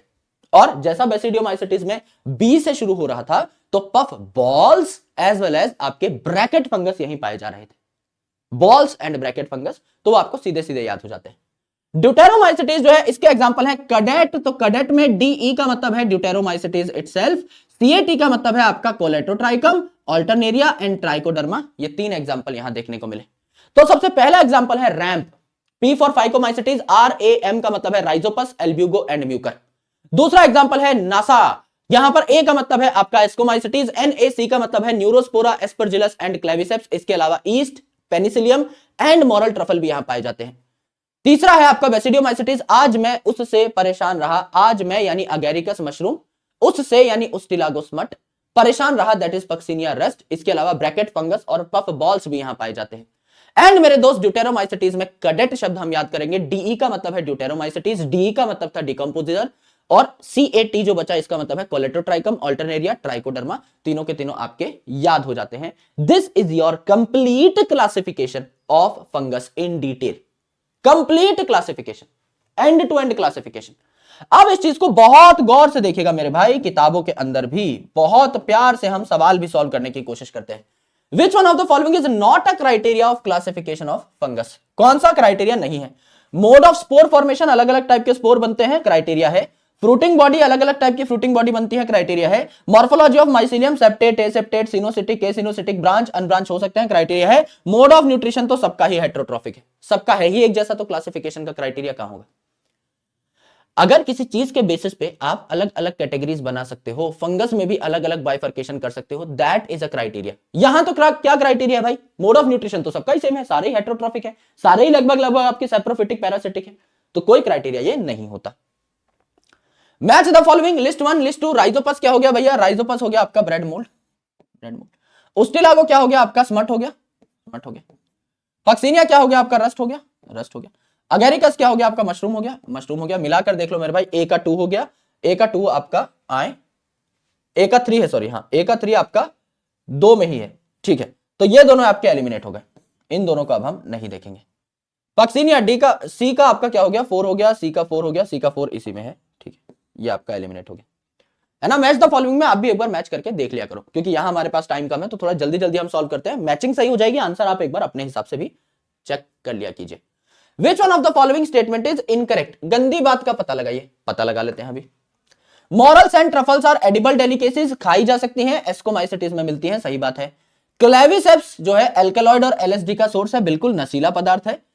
कोनिडिया आर प्रोड्यूस्ड एक्सोजिनसली, क्योंकि सी से स्टार्ट हो रहा है, और एस्कोस्पोर्स आर प्रोड्यूस्ड एंडोजिनसली, ठीक है, एकदम सही बात है। ईस्ट है फिलामेंटस बॉडी, नहीं मेरे भाई, ईस्ट यूनिसेलुलर होता है, फिलामेंटस बॉडी इसकी नहीं होती, गोल मटोल चुटुर पुटुर सा स्ट्रक्चर होता है, थ्रेड लाइक हाइफा इसमें नहीं होता, इसकी फिलामेंटस बॉडी नहीं है, ये एक्सेप्शनल आपका फंगस है जो देखने को मिलता है। After karyogamy followed by meiosis, spores are produced exogenously in. अब यहां पे दिस इज अ ट्रिकी सवाल, दिस इज अ ट्रिकी सवाल, आराम से देखिए। अब आप क्या करेंगे? एक्सोजिनस स्पोर ढूंढने लग जाएंगे। बोला है after karyogamy, plasmogamy, karyogamy and meiosis sexual reproduction में थे, सेक्सुअल रिप्रोडक्शन के स्टेप्स है। सेक्सुअल रिप्रोडक्शन है तो ड्यूटेरोमाइसिटीज में तो होगा नहीं, तो ड्यूटेरोमाइसिटीज कोई है तो हटा दो, Alternaria, Colletotrichum and trichoderma deuteromycetes है, तो इनमें तो सेक्सुअल रिप्रोडक्शन होगा नहीं, तो कैरियोगेमी जैसी चीज नहीं है, ठीक है। फिर आपका यहां पर अगर आप आगे देखें, न्यूरोस्पोरा, न्यूरोस्पोरा जो है दैट इज बेसिकली नासा से याद करो, न्यूरोस्पोरा, एस्परजिलस, क्लेविसेप्स, तो इनमें यानी एस्कोमाइसिटीज में जो स्पोर बन रहा था, एस्कोस्पोर, वो एंडोजिनसली बन रहा था, ए और जेड से स्टार्ट होने वाले एंडोजिनसली बनते हैं, तो ये भी एलिमिनेट हो गया। सैकरोमाइसिस मेरे भाई यूजुअली आपका एसेक्सुअली रिप्रोड्यूस कर लेगा, अगर सेक्सुअली करता भी है, हम समझ भी लेते हैं एक बार, चलो एस्कोमाइसिटिस का मेंबर है तो भी तो एस्कोस्पोर बनाएगा, एंडोस्पोर बनाएगा। अगैरिकस जो है ये आपका मशरूम है, अगर ये सेक्सुअली रिप्रोड्यूस करता है तो मेरे भाई क्या बनाएगा, बेसिडियोस्पोर बनाएगा जो एक्सोजिनस है। तो सेक्सुअल रिप्रोडक्शन भी है इसमें और एक्सोजिनस स्पोर भी बनाएगा Agaricus. It is the true answer. तो एलिमिनेट करके निकालना था जिससे आपका ये क्वेश्चन ठीक हो सके। तो बहुत इंपॉर्टेंट सवाल है, चाहो तो मार्क कर सकते हो। विच of the following matching is correct, कौन से इनमें से बात है जो कि सत्य है, सही है। म्यूकर जो है it reproduces by conjugation, ascomycetes का मेंबर है, ये आपका फाइकोमाइसिटिस का मेंबर है, तो बात हो जाएगी गलत। फाइकोमाइसिटिस के एग्जांपल थे ramp, Rhizopus, Albugo, Mucor. Agaricus जो है ये आपका पैरासिटिक फंगस है, बेसिडियोमाइसिटिस का मेंबर है, एक बार को देख सकते हैं, चलो है ना, जो कि हालांकि चलो भाई पैरासिटिक है नहीं, फिर भी एक बार चलो छोड़ दो, है ना। फाइटोप्थोरा, ये आपका फाइटोप्थोरा जो है ये आपका फाइकोमाइसिटिस का मेंबर है, नाम से ही समझ में आ रहा है, यहां बेसिडियोमाइसिटिस लिख दिया है, गलत है। ऑल्टरनेरिया, कोलेटोट्राइकम ऑल्टरनेरिया ट्राइकोडर्मा आपके ड्यूटेरोमाइसिटिस के मेंबर है, इम्परफेक्ट, तो सेक्सुअल रिप्रोडक्शन एब्सेंट है, ड्यूटेरोमाइसिटिस एकदम करेक्ट है। यहां हमें पता था पैरासिटिक फंगस नहीं है, तो एलिमिनेट कर ले जाएंगे, उत्तर क्या आ जाएगा आपका मिस्टर डी आ जाएगा। चूज द रॉन्ग स्टेटमेंट्स, गंदी बात का, घटिया बात का पता लगाना है, पता लगा लेते हैं गुरुजी। Neurospora is used in the study of biochemical genetics, भाई बायोकेमिस्ट्री और जेनेटिक्स के एक्सपेरिमेंट में जैसे ड्रोसोफिला को इस्तेमाल किया जाता है एनिमल्स में, वैसे न्यूरोस्पोरा को इस्तेमाल किया जाता है प्लांट के लिए या प्लांट लाइक ऑर्गेनिजम्स के लिए, इसीलिए इसे ड्रोसोफिला ऑफ प्लांट किंगडम कहा। मॉरल्स एंड ट्रफल्स पॉइजनस नहीं है मेरे भाई, बल्कि एडिबल डेलिकेसीज है, इनको खा सकते हैं। East is unicellular and fermentation करता है, ब्रेड और बियर बनाता है। Penicillium is multicellular and antibiotic बनाता है। सारी बातें करेक्ट है, आपका सिर्फ नंबर 2 वाली स्टेटमेंट ही गलत थी, तो इसको हमने एलिमिनेट कर दिया। इम्परफेक्ट फंगस जो डीकंपोजर भी है सबसे ज्यादा, और इम्परफेक्ट फंगस यानी सेक्सुअल रिप्रोडक्शन एब्सेंट है, ये हो जाएंगे आपके मिस्टर ड्यूटेरोमाइसिटिस, नाम से ही आपका पता लग जाता है। प्राइम डीकंपोजर आपको ये देखने को मिलते हैं। करेक्ट है जी, एकदम correct. Which of the following fungus contain hallucinogens, नशीला कौन है मेरे भाई, आपका क्या हो जाएगा यहां पर, खुद बताइए। यहां पर आपका नशीला जो हो जाएगा ये है अमेनिटा। अमेनिटा कल आपको मैंने कुछ शक्लें दिखाई थी, जहां अमेनिटा मस्केरिया का नाम लिखवाया था कि भैया ये जो है नशीला होता है, इसको जो है खाया नहीं जाता, पॉइजनस भी हो सकता है। अमेनिटा मस्केरिया 2014 का डिलीटेड सिलेबस का सवाल है, हालांकि अब आपके नए एनसीईआरटी में डिटेल नहीं है, पुरानी एनसीईआरटी में भी नहीं थी लेकिन थोड़ा सा जिक्र किया हुआ था, तो ये हम लोगों ने देखा अमेनिटा मस्केरिया। आप चाहे तो अपनी नोटबुक में ऐड कर सकते हैं। करेक्ट, ठीक है। ये हम लोगों ने देखा अबाउट योर फंगस, ये हम लोगों ने देखा अबाउट योर फंगस। यानी अब हमारी 3 किंगडम्स की स्टडी जो है ये एकदम फिनिश हो चुकी है, end to end. We have already completed kingdom monera, we have completed kingdom protista, now we are done with kingdom fungi. It is our sole responsibility now to complete rest of the 3 small sub topics, जिनका नाम है virus, viroid and prion. Lichen में आपको पहले ही करा चुका था, जिस टाइम पे आपको फंगस पढ़ाई थी उसी के साथ साथ करा चुका था। वायरस, वायरॉइड, प्रायोन को बहुत प्यार से देखना है, बहुत अच्छे तरीके से समझना है, क्योंकि ये स्कोरिंग टॉपिक्स हैं, यहां से सवाल बनते हैं और छोटे छोटे टॉपिक्स हैं, तो इनमें कोई ऐसा भी नहीं है कि आपको बहुत कुछ याद करना है, आपकी लाइफ से रिलेटेड कॉन्सेप्ट ही आपको यहां पर बताए जाएंगे। आराम से सुनिएगा भाई। डिमेरिट्स क्या है, RH Whittaker system of classification के 1969 में one of the best classification systems दी गई, that is RH Whittaker system of classification. लेकिन इसमें आज भी कुछ गड़बड़ियां हैं, आप आगे चल के साइंटिस्ट बने तो आप चाहे सॉल्व कर सकते हैं। देखो मेरे भाई, किंगडम प्रोटिस्टा जो है, अब बाकी सारी जो आपकी किंगडम्स हैं उनमें सही सही ऑर्गेनिजम्स लगभग सही सही प्लेस किए हुए हैं, एक आदि कोई चुटुल पुटुल एक्सेप्शन चलती है। लेकिन किंगडम प्रोटिस्टा की अगर आप बात करें तो किंगडम प्रोटिस्टा में ऑटोट्रॉफिक ऑर्गेनिजम्स भी है, क्राइजोफाइट है, डायनोफ्लैजेलेट है, हेट्रोट्रॉफिक भी है, प्रोटोजोआ है, स्लाइम मोल्ड है, मिक्सोट्रॉफिक भी है, आपके यूग्लिनोइड्स भी है। सेल वॉल आपकी प्रेजेंट भी हो सकती है जैसे कि क्राइजोफाइट में, डायनोफ्लैजेलेट में। सेल वॉल एब्सेंट भी हो सकती है जैसे स्लाइम मोल्ड में एज वेल एज आपका प्रोटोजोवन में। सिलिया और फ्लैजेला मे और may not be present, ciliated protozoan में, फ्लैजेलेटेड प्रोटोजोवन में। फ्लैजेला आपका पाया जा रहा था यूग्लिनोइड में भी, आपका डायनोफ्लैजेलेट में भी 2 फ्लैजेला पाए जा रहे थे। सारे ऑर्गेनिजम्स एक जैसे नहीं है, तो एक किंगडम में दुनिया के सारे यूनिसेलुलर यूकैरियोट्स को रख तो दिया, उनमें भी बहुत सारे डिफरेंसेस हैं जो अभी तक क्रैक नहीं हुए हैं, तो ये आपकी उतनी अच्छी भी क्लासिफिकेशन स्कीम नहीं है। कुछ इसमें किंगडम प्रोटिस्टा में आज भी गड़बड़ियां छुटी हैं। दूसरी इंपॉर्टेंट चीज, कुछ ऐसे आपके पार्टिकल्स हैं जिनको इन किंगडम्स में जगह नहीं मिली, they are not kept in any kingdom. अब इसको मैं डिमेरिट नहीं मानता, और यूजुअली अधिकतर साइंटिस्ट भी डिमेरिट नहीं मानते। क्यों?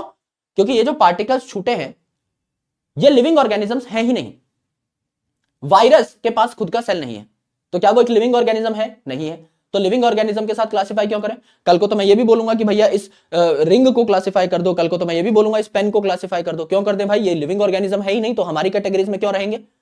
इस पेन को मैं क्यों प्लांट या एनिमल बोलने लगा? नहीं बोलूंगा।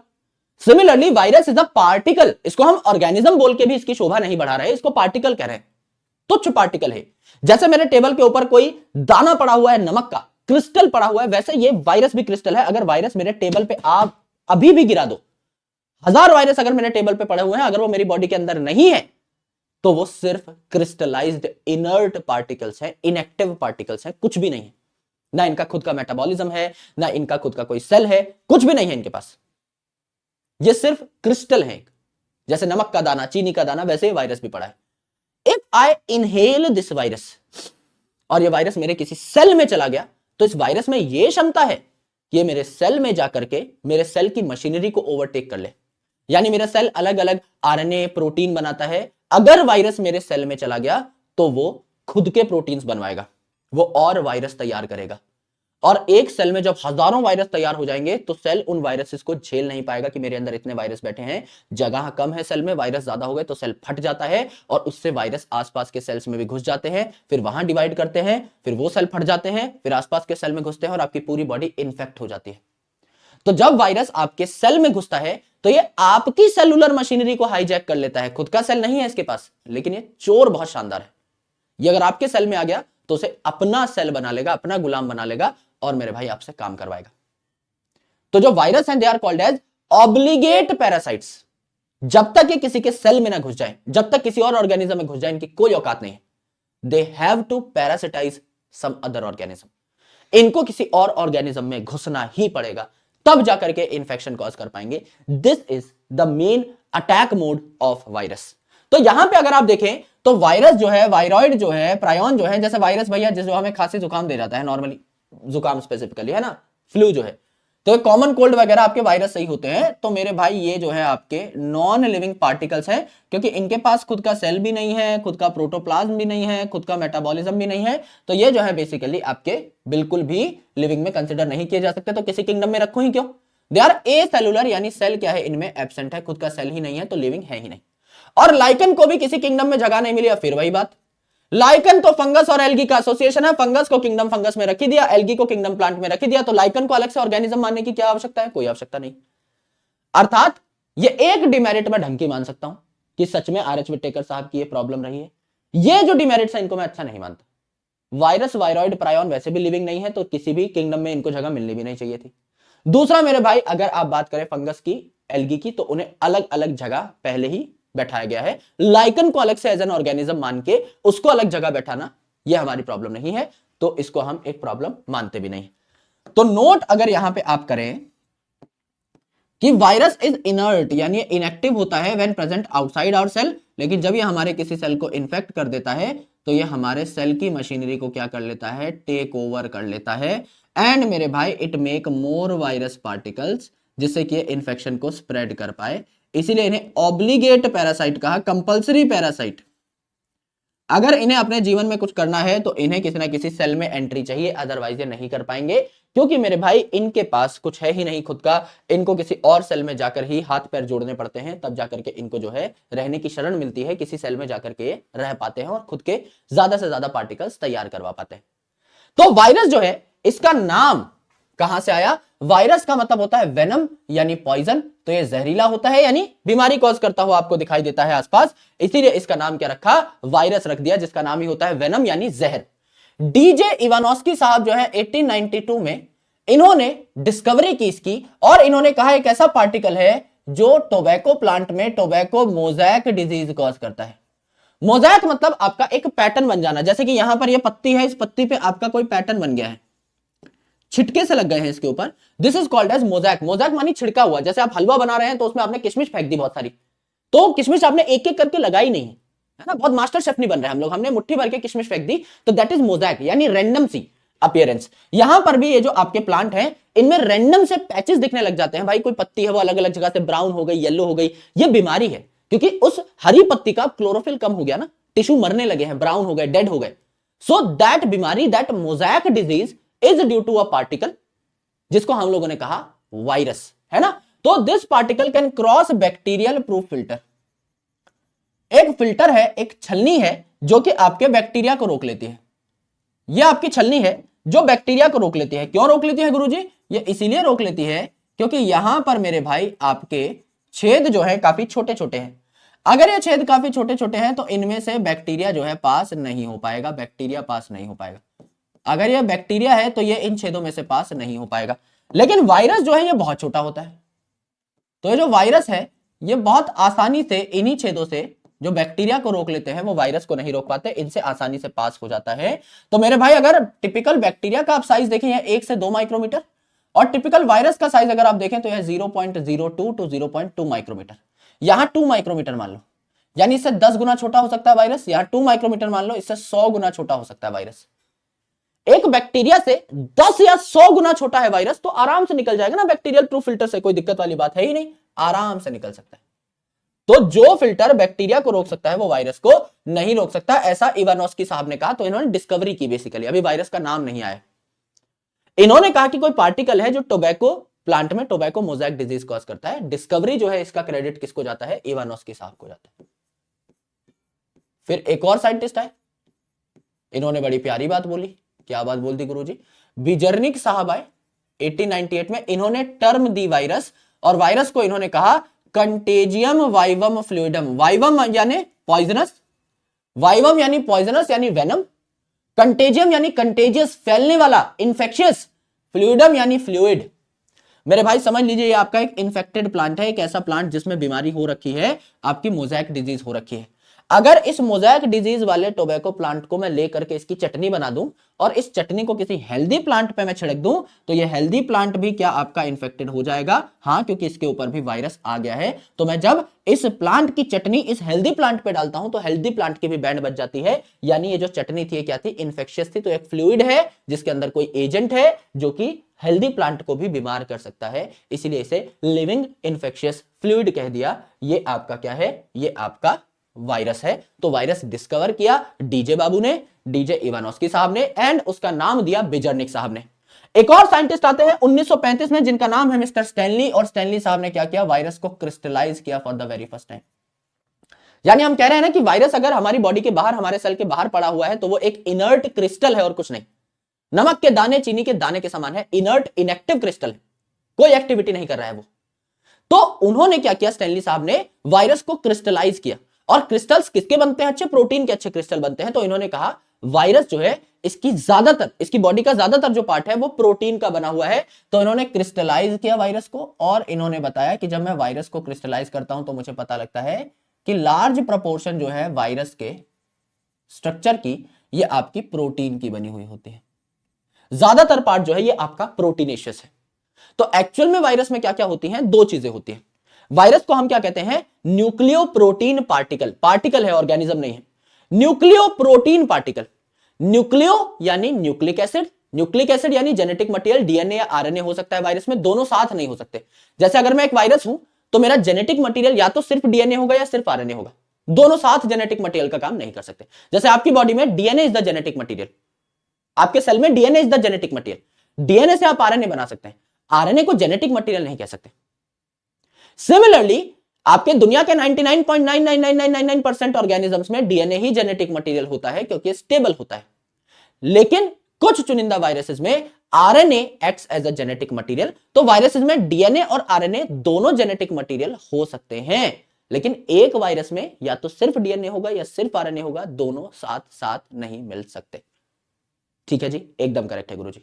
तो न्यूक्लियो प्रोटीन पार्टिकल है, न्यूक्लियो यानी न्यूक्लिक एसिड है इनमें, डीएनए या आरएनए, जो कि किसी और ऑर्गेनिज्म में, किसी और सेल में घुस के इंफेक्शन कॉज करते हैं। यानी इंफेक्शियस पार्ट कौन सा है? बीमारी फैलाने वाला पार्ट कौन सा है गुरुजी? बीमारी फैलाने वाला पार्ट है जेनेटिक मटेरियल यानी डीएनए या आरएनए। एंड दूसरी चीज होती है मेरे बंधु प्रोटीन। प्रोटीन क्या करती है? इस डीएनए या आरएनए को प्रोटेक्ट करती है। तो प्रोटीन का बना हुआ जो लेयर है, जो कवच है, इसको हम प्यार से कहते हैं कैप्सिड। ये किसी सेल में नहीं घुसता, ये लेयर बाहर ही रह जाता है। आपका डीएनए या आरएनए जो है वो किसी सेल में घुस के उसको इंफेक्शन कॉज कर रहा होता है। तो मेरे दोस्त यहां पर आपको क्या देखने को मिला? आपको देखने को मिला कि प्रोटीन जो है दैट इज बेसिकली अ कवच, जबकि डीएनए आरएनए जो है ये आपके इन्फेक्शियस पार्ट्स हैं। करेक्ट। तो अलग अलग वायरसेस में ये जो डीएनए आरएनए है ये अलग अलग टाइप के हो सकते हैं। फॉर एग्जांपल जैसा मैंने कहा वायरस जो है it's a nucleo protein particle, nucleo यानी न्यूक्लिक एसिड होंगे इनमें जो कि इन्फेक्शियस होंगे यानी बीमारी कॉज करेंगे। किसी बैक्टीरियल सेल में, किसी एनिमल सेल में, किसी प्लांट सेल में घुसेगा कौन? आपका न्यूक्लिक एसिड। अब virus can have either DNA और आरएनए, या तो डीएनए होगा या आरएनए होगा, बट नेवर बोथ, दोनों के दोनों साथ नहीं होंगे एक ही वायरस के अंदर। अब बैक्टीरियोफेज यानी ऐसा आपका फेज, यानी ऐसा वायरस, फेज का मतलब होता है वायरस, ऐसा वायरस जो बैक्टीरिया को इन्फेक्ट करे इसे बैक्टीरियोफेज कहा जाता है। इसमें डबल स्ट्रैंडेड डीएनए होता है एज जेनेटिक मटेरियल। जैसे आपका बैक्टीरियोफेज है, इसमें डबल स्ट्रैंडेड डीएनए बना हुआ है, ये आपका बैक्टीरिया को हार्म करता है। सिमिलरली प्लांट वायरसेस जो है इनमें सिंगल स्ट्रैंडेड आरएनए होता है यूजुअली, जैसे टोबैको मोजाइक वायरस है, टोबैको मोजाइक वायरस टीएमवी, तो इसमें सिंगल स्ट्रैंडेड आरएनए है आपका एज अ जेनेटिक मटेरियल। और एनिमल वायरसेस बहुत अलग अलग टाइप के होते हैं, तो इनमें क्या हो सकता है, सिंगल स्ट्रैंडेड डीएनए को छोड़ के सब हो सकता है। डबल स्ट्रैंडेड डीएनए भी हो सकता है, सिंगल डबल स्ट्रैंडेड आरएनए भी हो सकता है, यानी everything except single stranded DNA, everything except single stranded DNA, ये आपकी एनिमल वायरसेस में पाई जा सकती है। अधिकतर आपके इस रूल को फॉलो करते हैं वायरसेस, यानी अगर बैक्टीरियोफेज है तो ज्यादातर में डबल स्ट्रैंडेड डीएनए होगा, प्लांट वायरस है ज्यादातर में आपका सिंगल स्ट्रैंडेड आरएनए होगा, एनिमल है तो ज्यादातर केस में आपका क्या होगा, डबल स्ट्रैंडेड डीएनए होगा या सिंगल या डबल स्ट्रैंडेड आरएनए होगा। ये है आपके डीएनए या आरएनए की बात, यानी इन्फेक्शियस पार्ट की बात। प्रोटीन की अगर हम बात करें तो ये क्या करता है, ये जो डीएनए आरएनए है इसको प्रोटेक्ट करने का काम करता है। ये डीएनए जो आरएनए है इसको प्रोटेक्ट करने का काम करता है। करेक्ट है। तो इसे हम कैप्सिड कहते हैं, ये जो कवच है इसको कैप्सिड कहते हैं। और ये कैप्सिड छोटी छोटी यूनिट से मिलकर बन सकता है जिन्हें क्या कहेंगे, कैप्सोमेयर्स। मेयर में मर शब्द आ रहा है, मर का मतलब होता है यूनिट, जैसे मोनोमर, मोनो यानी एक, मर यानी यूनिट, ये जुड़ जुड़ के जुड़ जुड़ के जुड़ जुड़ के जुड़ जुड़ के जुड़ जुड़ के बनाती है पॉलीमर, यानी बहुत सारी यूनिट्स का मिलकर आपने एक चीज बना दिया है, दैट इज पॉलीमर। यहां है कैप्सोमर, यानी कैप्सोमर एक ऐसी यूनिट है जो कैप्सिड बनाती है, तो कैप्सोमर कहा, कैप्सिड की यूनिट कहा। तो मेरे भाई यहां पर आपके ये जो प्रोटीन है ये हेलिकली भी अरेंज हो सकते हैं, जैसे आपका सिंगल स्ट्रैंडेड आरएनए है, इसके ऊपर अगर आप एक हेलिक्स बनाओगे तो इसके ऊपर ये सारे के सारे कैप्सोमेयर आ रहे होंगे, so they can be arranged helically. ऐसा लग रहा है कि किसी ने जलेबी सी बना दी है, इस जलेबी के ऊपर आपने कैप्सोमेयर लगा रखे हैं, so they can be arranged helically also. ये आपके हेलिकली अरेंज है, देखो ऐसे टॉय टॉय टॉय टॉय, ऐसे हेलिकली अरेंज है। सो हेलिकली अरेंज आपके ये कैप्सोमेयर हो सकते हैं। और ये जो कैप्सिड है इसमें 2130 2000 से भी ज्यादा आपके कैप्सोमेयर होते हैं। यहां तो मैंने 10-12 ही बनाए हैं, ऐसे हजारों में बनाते जाओगे तो ये आपका क्या हो जाएगा, रॉड शेप हो जाएगा, यानी टोबैको मोजाइक वायरस। आप 12th क्लास में एक चैप्टर आता है माइक्रोब्स इन ह्यूमन वेलफेयर, उसमें पढ़ेंगे रॉड शेप्ड होता है। क्यों? क्योंकि आप कैप्सोमेयर पे कैप्सोमेयर जोड़ते चले जाएंगे, 2000 प्लस कैप्सोमेयर जोड़ोगे तो एक पूरी लंबी रॉड बन जाएगी। तो ये एक यूनिट जो है इसको हमने कैप्सोमेयर कहा, एंड ये आपके मिलजुलाकर पूरा कैप्सिड बनाते हैं। तो या तो ये जो आपके कैप्सोमेयर है हेलिकली अरेंज हो सकते हैं, या ये पॉलीहेड्रली भी अरेंज हो सकते हैं जिसके मल्टीपल साइड्स हो। ये आपका प्रोटीन है, देखो मल्टीपल साइड है, 6 साइड आपको देखने को मिले यहां पर। तो आपका क्या हुआ, यहां पर डबल स्ट्रैंडेड डीएनए है जेनेटिक मटेरियल, पॉलीहेड्रल आपका हेड है, यहां पर आपका नेक है, ये आपका मिडल पार्ट हो गया, एंड नीचे टेल फाइबर्स हैं जो कि क्या करेंगे, बैक्टीरिया को जाके पकड़ लेंगे, क्योंकि बैक्टीरियोफेज है तो उसको जाकर पकड़ लेंगे। तो ये क्या हुआ, आपका बैक्टीरियोफेज है। बैक्टीरियो यानी बैक्टीरिया पे अटैक करने वाला, फेज है यानी वायरस है, ये भी हमको देखने को मिला। करेक्ट है जी, एकदम करेक्ट है गुरुदेव। ये आपके वायरस का स्ट्रक्चर हो गया कि उसमें न्यूक्लिक एसिड है और प्रोटीन है, इसीलिए इसे न्यूक्लियो प्रोटीन पार्टिकल हम लोगों ने कह दिया। ना अलग अलग बीमारियां हो सकती हैं वायरस से, तो वायरस से कॉज जो बीमारियां हैं उनको याद करने के लिए एक सिंपल से ट्रिक है। आप एम्स में जाना चाहते हैं, लगभग उसी से याद कर लीजिए, HAIMS MRP, HAIMS MRP, HAIMS MRP, HAIMS MRP, herpes, AIDS, influenza, mumps, small pox, measle, rubella, polio, herpes, उसके बाद आपका क्या हो गया, AIDS, influenza, mumps, small pox, HAIMS, MRP, measle, rubella, polio. ये आपकी सबसे कॉमन वायरल डिजीजेस हैं जिनके बाहर आपसे कोई डिजीज नहीं पूछी जाएगी usually, these are caused by viruses. And जब प्लांट में कोई बीमारी कॉज करता है वायरस, तो सिम्टम क्या क्या आ जाते हैं प्लांट में? समझ लीजिए एक वायरस ने डिजीज कॉज कर दी है, तो प्लांट छोटा रह जाएगा, ड्वार्फ रह जाएगा, गिट्ठा रह जाएगा, ठिगना रह जाएगा, स्टंटेड ग्रोथ हो जाएगी, यानी वही ठिगना रह जाएगा। मोजाइक अपीयरेंस आ जाएगी, यानी आपके लीफ पे जो है अलग अलग धब्बे बन जाएंगे, स्पॉट्स बन जाएंगे। वेन जो है, यानी आपके पत्ते की जो आपके बीच की आपकी वेन्स हैं, मिडरिब है, जो वेन्स हैं, ये अपना कलर लूज कर देंगी, यानी कि ये येलो हो जाएंगी एंड क्लियर हो जाएंगी, यानी येलो हो जाएंगी या व्हाइट हो जाएंगी, तो इनका क्लोरोफिल लूज हो जाएगा, इसे हम कहते हैं क्लोरोसिस, क्लोरोफिल का लॉस हो जाना। देन मेरे भाई टिश्यू की भी डेथ होने लग जाएगी, यानी इसे कहेंगे नेक्रोसिस, हो सकता है आपका कोई टिश्यू का पार्ट ही डेड हो जाए। एंड लीफ जो है रोल हो जाएंगी या कर्ल हो जाएंगी, लीफ जो है आपकी घूम जाएंगी, रोल या कर्ल हो जाएंगी, तो इन पे बहुत लाइट नहीं पड़ेगी, तो मेरे भाई फोटोसिंथेसिस भी कम हो जाएगी एक प्लांट की, और ये रोल या कर्ल हो जाएंगी, तो आपकी ओवरऑल जो है इनको डैमेज जो है वो भी आपका एक वायरस ज्यादा कर पाएगा, कम सरफेस एरिया में ही उसे घूमना पड़ेगा। तो बीमारी वाली लीफ के लिए रोल होना, कर्ल होना कोई अच्छी बात नहीं, छोटे इलाके में ही घूम घूम कर वायरस इनकी बैंड बजा सकता है। यह आपके वायरस के बारे में सारी की सारी बातें हो जाती है। अब हम बात करें वायरॉइड के बारे में, तो वायरस में दो चीजें थी, आपका न्यूक्लिक एसिड यानी डीएनए या आरएनए, एंड उसके ऊपर एक कोट, प्रोटीन का कोट जिसे कैप्सिड कहा। अगर मैं इस वायरस को नंगा कर दूं, इसका प्रोटीन कोट हटा दूं, और अंदर डीएनए की जगह सिर्फ आरएनए है, कोई ऑप्शन नहीं है कि डीएनए आरएनए, आरएनए है वो भी छोटा सा, यानी लो मॉलिक्यूलर वेट का, यानी बहुत छोटा मॉलिक्यूलर वेट है इसका, बहुत छोटा साइज है आरएनए का, यानी छोटा सा आरएनए, कोई प्रोटीन कोट नहीं, यानी सिर्फ आरएनए जो है इट इज इंफेक्शियस मटीरियल, तो हम इसे क्या कहेंगे? वायरॉइड कहेंगे। यानी वायरॉइड क्या है? नंगा वायरस है जिसमें आरएनए जेनेटिक मटेरियल था, तो आरएनए था, उसके ऊपर कोई कोट नहीं है, सिर्फ अकेला आरएनए पाया जा रहा है एज अ इंफेक्शियस एजेंट, इसे हम क्या कहते हैं? वायरॉइड कहते हैं। तो टियोडीनर साहब ने 1971 में इसको क्या किया? डिस्कवर किया। पोटैटो में एक बीमारी हो रही थी जिसको हम कह रहे थे पोटैटो स्पिंडल ट्यूबर डिजीज, यानी पोटैटो का जो ट्यूबर है, आलू का जो ट्यूबर है, ये स्पिंडल लाइक हो गया था, पतला लंबा हो गया था, पहले इसको गोल होना चाहिए था, ये पतला लंबा स्पिंडल लाइक हो गया। अगर ये स्पिंडल लाइक हो गया तो इसका वेट गिर गया। भाई समझ लीजिए पहले आलू जो थे एक दिन में एक किसान जो निकाल रहा था वो 100 केजी थे, अब ये पतले पतले आलू हो गए तो 20 केजी है। अब समझ लीजिए 100 केजी का एक किसान भाई को मिला 100 रुपया, यहां आपका 20 केजी का कितना मिलेगा? पहली बात तो 20 रुपया ही मिलेगा, और दूसरा 20 भी नहीं मिलेगा, क्योंकि भाई ऐसे जो लंबे खड़े आलू है कौन लेगा? गोल मटोल आलू तो सबको पसंद होते हैं, सब लोग लेने ही वही आए हैं कि आलू है, दिखने में ही सुंदर लगे, अच्छी क्वालिटी लगे तो लोग खरीदेंगे भी। ये जो पतला आपका आलू है इसका कलर भी थोड़ा हरा हरा सा होता है, चेंज हो जाता है, तो इस बीमार आलू को कौन खरीदेगा? तो ओवरऑल जो है किसानों को नुकसान हो गया। तो ये पोटैटो स्पिंडल ट्यूबर डिजीज बड़ी खतरनाक डिजीज थी, इससे जो है किसान भाइयों को लॉस हो रहा था।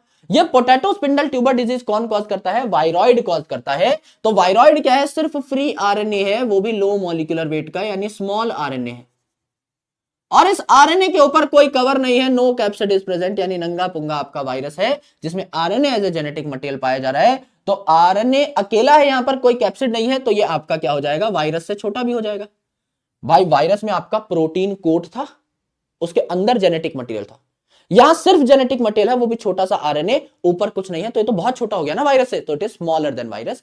इतनी ही बातें वायरॉइड के बारे में आपको जाननी थी। Last and the most important one is prion.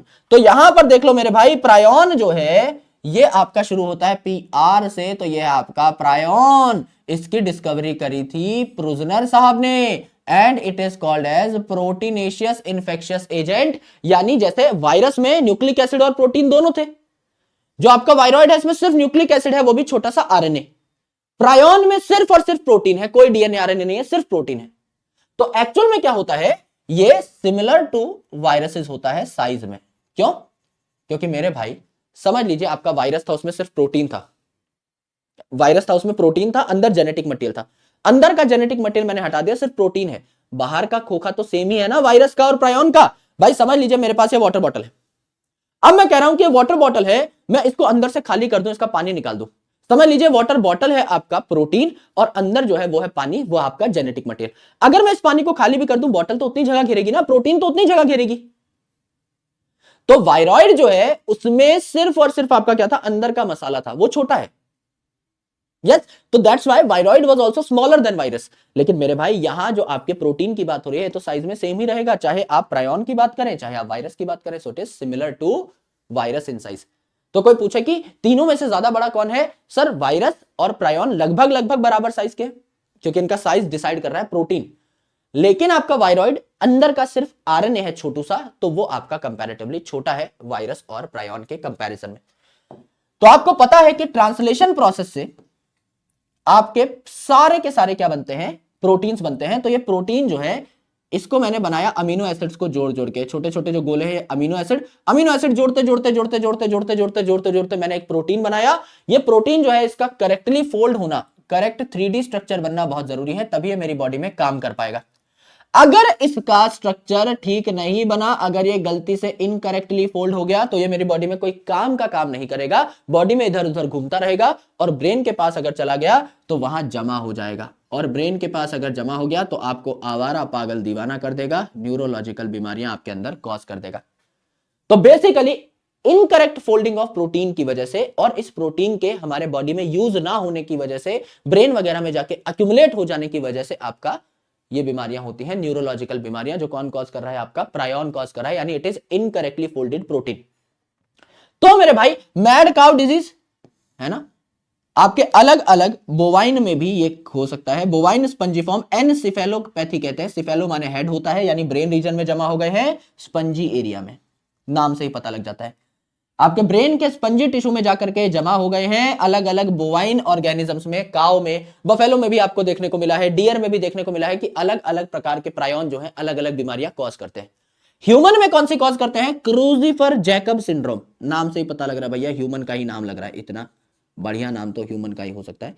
तो ह्यूमन में क्रूजिफर जैकब सिंड्रोम कहते हैं, भाई ऑर्गेनिज्म के हिसाब से नाम चेंज कर दिया है, काम सेम ही कर रहा है, बीमारी ही कॉज कर रहा है, दिमाग में जाकर जो है दिमाग की बैंड ही बजा रहा है, और कुछ नहीं कर रहा। यस, तो mad cow disease, bovine spongiform encephalopathy जिसे बीएससी कहते हैं, और मेरे भाई उसके अलावा आपका ये क्रूजिफर जैकब डिजीज भी कॉज करता है। वायरॉइड कॉज कर रहा है potato spindle tuber disease, and आपका जो वायरस था वो मोजैक डिजीज कॉज कर सकता है यूजुअली प्लांट में, जो कि टोबैको मोजैक वायरस है, चिल्ली मोजैक वायरस है, वो चिल्ली में कॉज कर सकता है। ह्यूमंस की अगर हम बात करें तो हेम्स एमआरपी नाम की बीमारियां थी, herpes, AIDS, influenza, mumps, small pox, measle, rubella, polio, ये सारी बीमारियां कॉज कर सकता है। ये आपके कुछ पार्टिकल्स थे जिनके बारे में हमने जाना। अब कुछ सवाल लगा लेते हैं मेरे भाई। Mad cow disease in cattle, गाय भैंसों में भैया मैड काउ डिजीज जो है या क्रूजिफर जैकब डिजीज जो है ह्यूमन में, ये कौन कॉज करता है, प्रायोन भैया कॉज करते हैं, ये प्रायोन भैया कॉज करते हैं। Which of the following statement is correct about viroid, viroid के बारे में सत्य वचन क्या है, they have free RNA without protein coat, इसमें आरएनए पाया जाता है छोटा सा, वो भी बिना प्रोटीन कोट के। दे हैव डीएनए, डीएनए इनमें नहीं होता। They have free DNA, DNA इनमें नहीं होता। They have RNA with protein coat, नहीं भैया प्रोटीन कोट इनमें नहीं होता, तो एलिमिनेशन से उत्तर 1 निकल आता है। Which of the following statement is incorrect, गंदी बात कौन सी है ये बता दो ना, गंदी बात है viroid lack protein coat, viroid में प्रोटीन कोट नहीं होता, सिर्फ लो मॉलिक्यूलर वेट का आरएनए होता है, सही बात है। वायरसेस आर ऑब्लिगेट पैरासाइट, एकदम सही बात है, जब तक ये किसी के सेल में घुसेंगे नहीं, उसे इन्फेक्ट नहीं करेंगे, कुछ नहीं उखाड़ पाएंगे। Infective constituent in viruses is the protein coat, गलत बात है।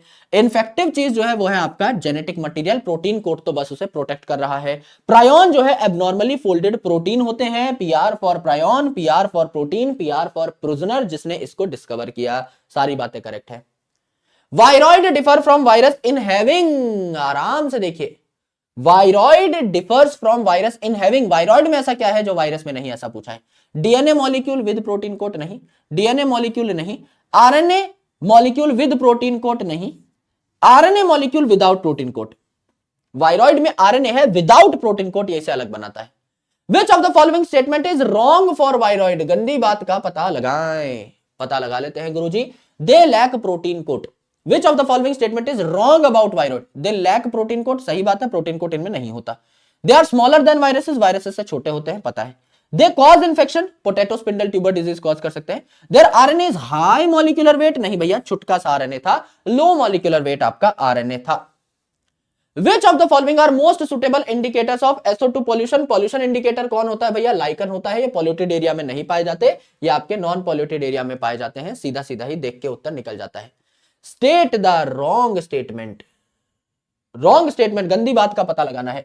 WM Stanley showed that virus could be crystallise, Stanley साहब ने 1935 में वायरस को क्रिस्टलाइज किया था, करेक्ट है। टर्म कंटेजियम वाइवम फ्लूइडम यानी लिविंग इन्फेक्शियस फ्लूइड किसको कहा गया था? आपका वायरस को कहा गया था बाय बेजर्निक, एकदम सही बात है। Mosaic disease in tobacco and AIDS in human beings are caused by virus. AIDS जो है human immuno deficiency virus cause करता है, एंड मोजाइक डिजीज जो है टोबैको में, ये भी आपका टोबैको मोजाइक वायरस करता है, तो वायरस है दोनों। Viroid were discovered by Ivanovsky, नहीं भैया, इवानोस्की साहब ने वायरस पे काम किया था, वायरॉइड आपका डिस्कवर किया था टी.ओ. डीनर साहब ने 1971 में। वायरसेस हैव, वायरसेस में क्या है? Both DNA RNA, DNA enclosed in protein coat, prokaryotic nucleus, nucleus इनमें खुद का है नहीं, सिंगल क्रोमोसोम, क्रोमोसोम इनमें है नहीं, बोथ डीएनए आरएनए, दोनों डीएनए आरएनए साथ नहीं हो सकते, DNA enclosed in protein coat, ये कुछ वायरसेस में पाया जा सकता है जैसे बैक्टीरियोफेज में। तो इनमें से सबसे करेक्ट स्टेटमेंट यही है कि हाँ भैया ये तो वायरस में हो सकता है, ये हमने देखा। A location with luxuriant growth of lichen, एक ऐसा इलाका जहां लाइकन एकदम फल फूल रहे हैं ऑन ट्रीज, दैट इंडिकेट्स कि वहां पॉल्यूशन नहीं है। लोकेशन इज नॉट पॉल्यूटेड, है ना, हाई पॉल्यूटेड नहीं, लो पॉल्यूशन को ये देखते हैं, करेक्ट, ये हम लोगों ने जाना। This is your second chapter जिसका नाम था बायोलॉजिकल क्लासिफिकेशन। हम लोगों ने बायोलॉजिकल क्लासिफिकेशन को क्रैक कर लिया है। अब प्लांट किंगडम में थोड़ा सा धीरे धीरे चलेंगे, धीरे धीरे मतलब जितना आपके प्लानर में टाइम दिया है उतने में ही, लेकिन क्लासेस में अपने हिसाब से प्लान करूंगा। अब जिस दिन आपकी क्लास थोड़ी छोटी आए, शुरू के जैसा हमने बोला है कि 2 हफ्ते हम लोग थोड़ा आराम से चलेंगे, जिस दिन आपकी क्लास छोटी आए मेरे बंधु, उस दिन क्या करिएगा, बचे हुए टाइम में बैकलॉग रिवाइज करिएगा। जैसे आज की क्लास कंपैरेटिवली मुझे लगता है कि काफी छोटी है, तो आज क्या करिए, इस पूरे चैप्टर को रिवाइज करिए, अभी जाना नहीं है। मैं जानता हूं कि इसके बाद आपके पास टाइम बचेगा, ईदर डू प्रैक्टिस और डू रिवीजन, ये 2 चीजें मुझे आपसे चाहिए। या तो कोई मॉक टेस्ट पकड़ के वो लगा लो, जो करना है करो, इस टाइम को यूटिलाइज करना है, कॉपी बंद करके भागना नहीं है फिलहाल। जानबूझ के चीजें इस तरीके से अलाइन की हुई हैं कि एक दिन आपको एक चैप्टर में राहत मिल जाए, यानी हफ्ते में कम से कम 2 दिन आपके ऐसे निकले जब आपको लग रहा है कि क्लास छोटी है, जिसमें मैं रिवीजन कर पाऊं, क्योंकि मुझे पता है अभी आपके लिए टाइम मैनेज करना बहुत डिफिकल्ट होगा, तो आपके लिए जानबूझ के इस प्रकार से लेक्चर बनाए गए।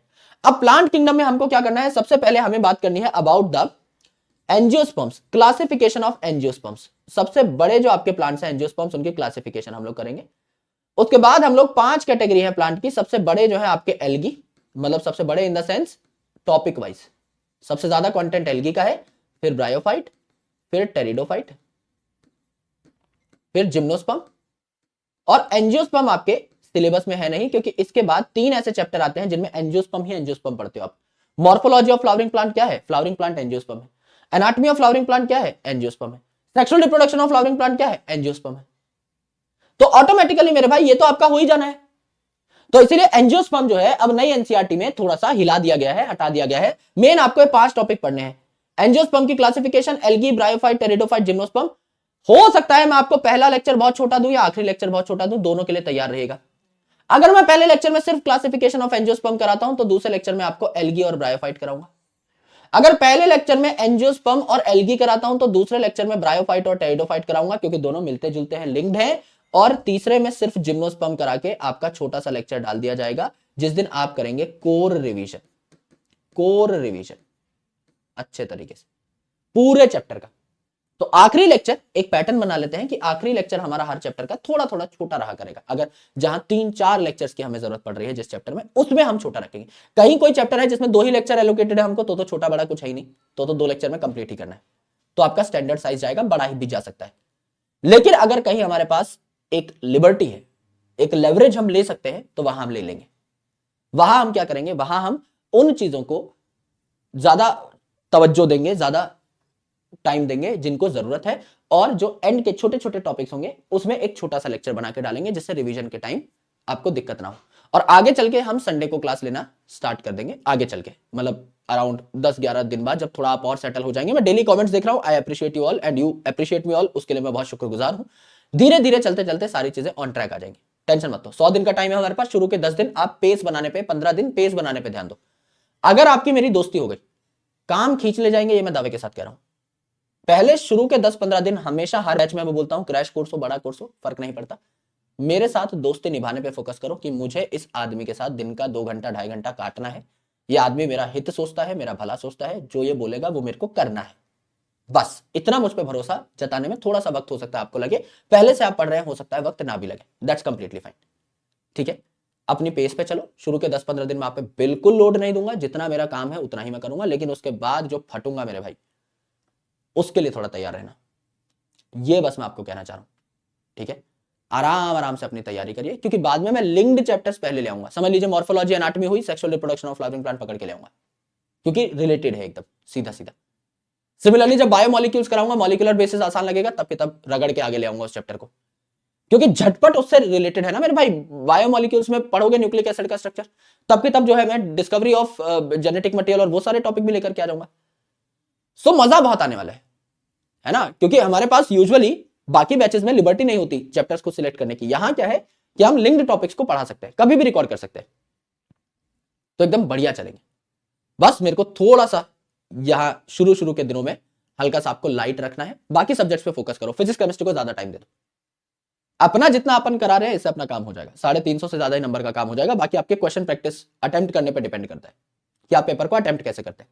मसाला इतना है कि पेपर आपका छूटेगा नहीं, ये हम आराम से समझ सकते हैं, कंटेंट देख के ही पता लग जाएगा। करेक्ट। चल, जल्दी छूट गए हो, थोड़ा सा बढ़िया तरीके से अपना रिवीजन कर लो, थोड़ा सा टाइम दो अपने आप को, चाय पियो, खाना वाना खाओ, ऐश करो, and practice revision mock test, practice revision mock test. This should be your priority theory के साथ साथ।